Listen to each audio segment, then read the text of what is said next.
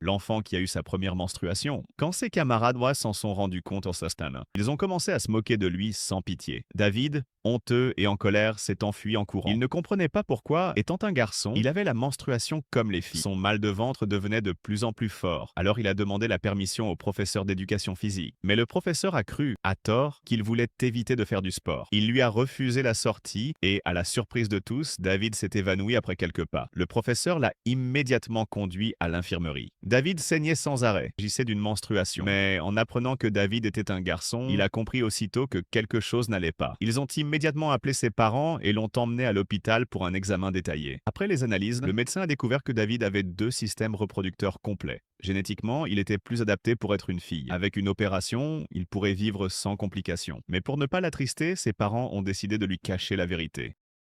La vérité, on a dit à David qu'il s'agissait seulement d'une opération pour prévenir des allergies.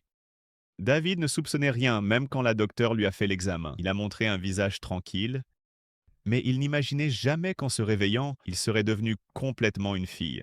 Pour fêter sa sortie de l'hôpital, ses parents lui ont acheté une poupée Barbie. Pourtant, au fond de lui, David restait un garçon. Il n'aimait pas les poupées et ressentait du ressentiment envers ses parents pour avoir ignoré ses désirs et changé sa vie sans lui demander son avis. Cette même nuit, il a brûlé la poupée Barbie. Mais malgré tout, il ne pouvait pas changer le fait que désormais, il était une fille. Ses parents voulaient donc qu'il s'adapte le plus vite possible à sa nouvelle identité. Sa mère a peint sa chambre en rose et lui a appris personnellement à mettre des sous-vêtements féminins. Pour le protéger des moqueries, ils lui ont aussi changé de prénom et l'ont envoyé dans une nouvelle école. C'est qu'en dépit de tout, un accident allait arriver.